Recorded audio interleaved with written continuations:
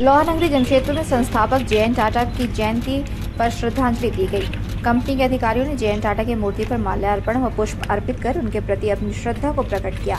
वहीं बताते चले कि 2 मार्च यानी कल ही संस्थापक दिवस के मौके पर शाम को जुबली पार्क में सतरंगी विद्युत सज्जा का उद्घाटन किया गया।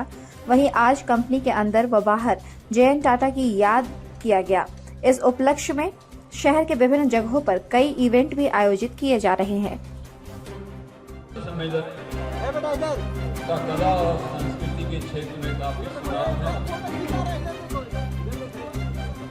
तो आपके सामने से गुजरता हुआ टाटा मोटर्स का एक विशाल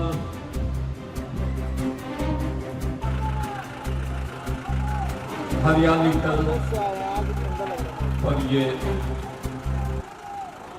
इनका प्रदर्शन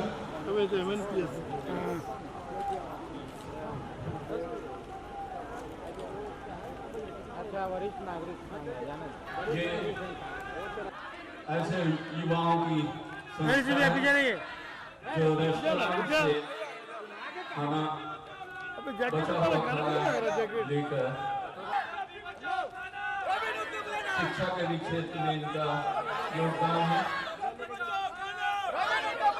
दुनिया में भूख एवं अज्ञानता को समाप्त करना इनका उद्देश्य है। तालियां बजाकर इनका उत्साह वर्धन करें। बहुत ही सुंदर।